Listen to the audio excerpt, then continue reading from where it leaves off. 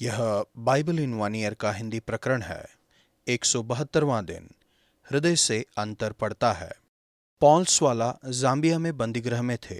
उन पर गद्दारी का आरोप लगाया गया था। उन पर आरोप लगाया था कि वह सरकार का तख्ता पलटने में शामिल थे। बंदीगृह में उन्होंने अल्फा शुरू किया। वह यीशु से मिले और परमेश्वर से मांगा कि वह उन्हें बचाएं। उन्होंने कहा, मेरे चेहरे पर मुस्कुराहट आ गई और मेरा हृदय शांति से भर गया। असाधारण रूप से आरोपित 69 के समूह में से वह एकमात्र व्यक्ति थे जो रिहा हुए।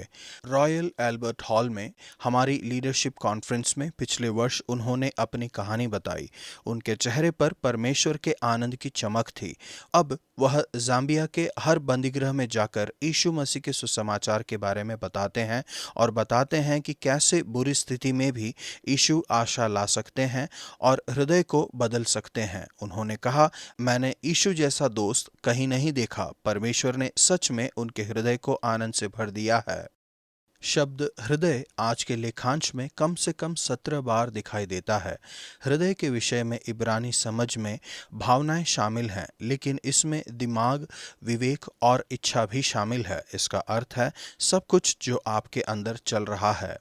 सभी पुरुष और महिलाएं जिन्हें महान रूप से इस्तेमाल करने के लिए परमेश्वर ने चुना, उनकी कमजोरियां थी और उन्होंने गलतियां की, लेकिन परमेश्वर ने देखा कि उनके हृदय परमेश्वर की ओर फिर गए। यह आपका हृदय है जिससे अंतर पड़ता है। आपका हृदय परमेश्वर के सामने खुला हुआ है। केवल परमेश्वर हर मनुष्य के हृदय को देखते और जानते हैं। नीति वचन 15 के 11 से 20 तक। आपका चेहरा आपके हृदय को दिखाता है। कुछ लोगों का चेहरा प्रेम और आनंद दर्शाता है। उनकी मुस्कान हमें आराम दिलाती है और हमें उत्साहित करती है। दूसरों के चेहरे पर शायद से चिड़चिड़ा भाव होता है और यह हमें बहुत ही असुविधाजनक बना सकता है। आपका चेहरा अक्सर आपके हृदय को दिखाता है। मन आनंदित होने से मुख पर भी प्रसन्नता छा जाती है।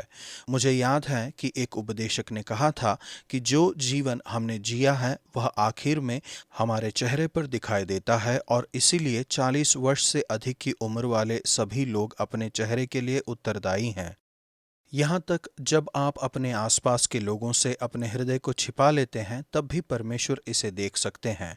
जबकि अधोलोक और विनाशलोक यहोवा के सामने खुले रहते हैं, तो निश्चय मनुष्य के मन भी। परमेश्वर आपके हृदय में रुचि रखते हैं। यह लेखांश कुछ बुद्धिमान सलाह देते हैं कि कैसे आप अपने हृदय को भोजन दे सकते हैं। समझ वाले का मन ज्ञान की खोज में रहता है। जिसका मन प्रसन्न रहता है वह मानो नित्य भोज में जाता है। लेखक एक उदाहरण देते हैं कि कैसे अंदर की वस्तु बाहरी वस्तु से कितनी अधिक महत्वपूर्ण है। प्रेम वाले घर में सागपात का भोजन बैर वाले घर के फले हुए बैल का मांस खाने से उत्तम है। प्रेम और मित्रता शाम को मजेदार बनाती है। भोजन की गुणवत्ता कम महत्वपूर्ण है। धन्यवाद परमेश्वर, क्योंकि आप बाहरी दिखावे के परे मेरे हृदय में देखते हैं। मेरे अंदर अपनी आत्मा के द्वारा मेरे हृदय को आनंद से भर दीजिए। होने दीजिए कि मेरा चेहरा उस प्रेम और आनंद को दर्शाए जिसे आपने मेरे हृदय में रखा है, और जिस किसी से मैं मिलता हूँ उसे उत्साह और निर्भीकता मिले। नया नियम। प्रेरितों के कार्य 14 का 8 से 28 तक। बाहरी परिस्थितियों के बावजूद आपका हृदय आनंद से भर सकता है। आनंद हृदय से आता है और यह आवश्यक रूप से आपकी बाहरी परिस्थितियों से जुड़ा हुआ नहीं है।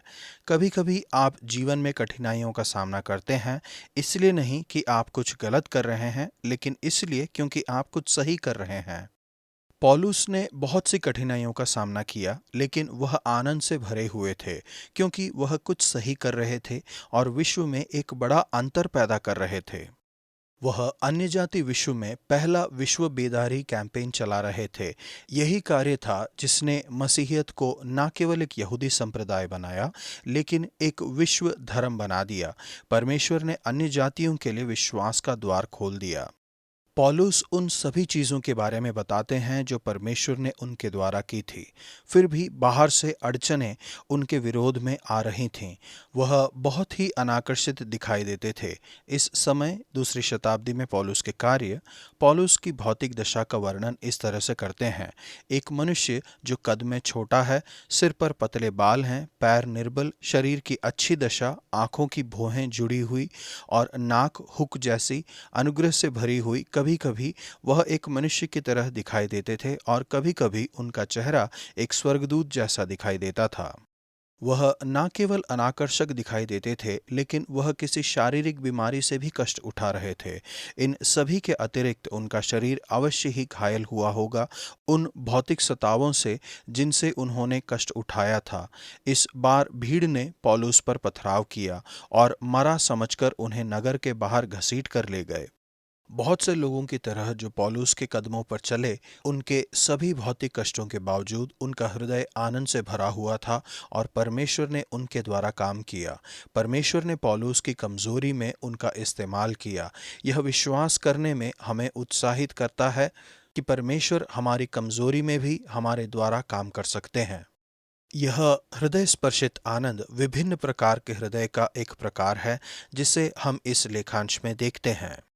नंबर 1, विश्वास से भरा हृदय। पौलुस प्रभु के उदाहरण के पीछे चले और हृदय को देखा। उन्होंने देखा कि एक मनुष्य बैठा था जो पांवों का निर्बल था। वह जन्म ही से लंगड़ा था और कभी नहीं चला था। जैसे पौलुस ने उसकी ओर देखा कि उसे चंगा हो जाने का विश्वास है। कभी कभी परमेश्वर हमें लोगों के हृदय में देखने के लिए सक्षम करते हैं।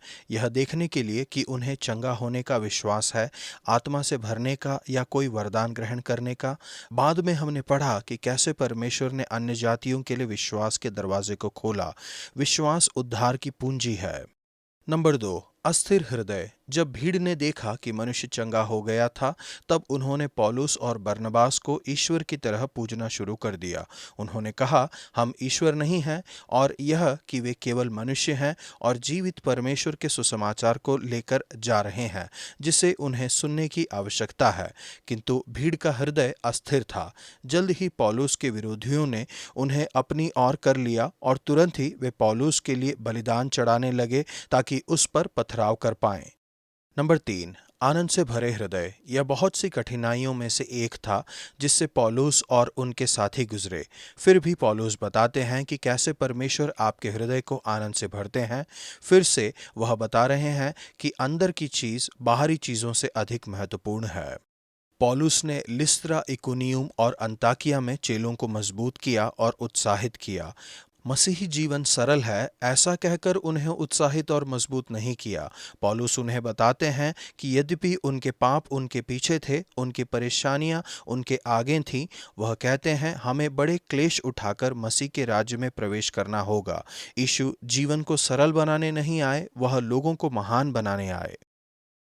परमेश्वर आपका बहुत बहुत धन्यवाद प्रेरित पौलुस जैसे महान व्यक्ति के उत्साही करने वाले उदाहरण के लिए। बाहरी रूप या परिस्थिति चाहे जैसी भी हो, होने दीजिए कि मेरा हृदय आनंद से भर जाए। होने दीजिए कि मैं लोगों को या स्थितियों को देखकर अनुमान नहीं लगाऊं कि वे बाहर से कैसे दिखते हैं, लेकिन आपकी तरह हमेशा हृदय को देखूं। पुराना नियम, पहला राजा 8 का 22 से 9 के 9 तक।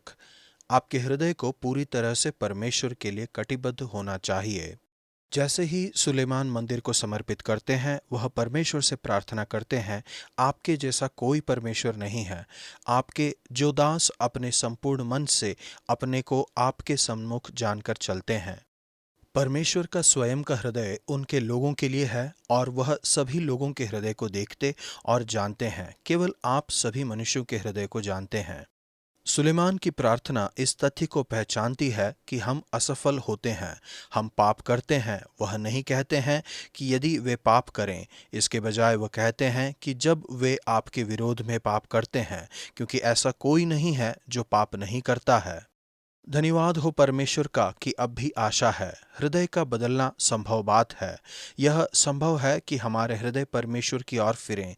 वह प्रार्थना करते हैं कि परमेश्वर हमारे हृदय को उनकी ओर फेरेंगे। परमेश्वर दया और क्षमा से भरा हुआ है। वह प्रेम करते हैं और अपने वचन को पूरा करते हैं। जितना बेहतर आप परमेश्वर को जानते हैं, उनके हृदय, उनके चरित्र और आपके लिए उनके प्रेम को अपने पूरे हृदय से उनका आज्ञा पालन करना उतना ही सरल बन जाता है। कभी भी दूसरे सर्वश्रेष्ठ के लिए समझौता मत कीजिए। जैसा कि सुलेमान इसे बताते हैं, आपके हृदय को अवश्य ही हमारे प्रभु परमेश्वर के लिए पूरी तरह से कटिबद्ध होना चाहिए। परमेश्वर चाहते हैं कि आप उनके सन्मुख मन की खराई और सीधाई से चलें। लोगों ने दृढ़ संकल्प किया कि वे इस तरह से चलेंगे और आनंदित और हृदय में मगन होकर घर चले गए। चेलों की तरह उनके हृदय आनंद से भर गए थे। परमेश्वर, आप मेरे हृदय को देखते हैं। होने दीजिए कि मेरा हृदय आपके लिए पूरी तरह से कटिबद्ध हो। आप जानते हैं कि मैं कितनी बार असफल हो जाता हूँ। कृपया मुझे क्षमा करें और मुझ पर दया करें। आपका धन्यवाद क्योंकि आपने मुझे सक्षम किया है कि हर दिन आपकी ओर फिरूं। आपका धन्यवाद क्योंकि आप आनंद से मेरे हृदय को भरते हैं। मेरी सहायता कीजिए कि हर दिन पूरे हृदय से आपके पीछे चलूं। नीति वचन 15 का 13। एक आनंदित हृदय से चेहरे पर प्रसन्नता आती है। एक मुस्कान चेहरे को बदल देती है। यदि जीवन कठिन है तो मुस्कुराना मुश्किल हो जाता है। जब अफ्रीका के नगरों में हम मिलने के लिए गए, तब एक चीज जो हमेशा मुझे हैरान करती थी, वह है बच्चों के चेहरे पर मुस्कान। अक्सर उनके पास कुछ नहीं होता है, लेकिन फिर भी उनके चेहरे पर सुंदर मुस्कान होती है। आज का वचन, प्रेम वाले घर में साग पात का भोजन बैर वाले घर में पाले हुए बैल का मांस खाने से उत्तम है। नीति वचन 15 का 17।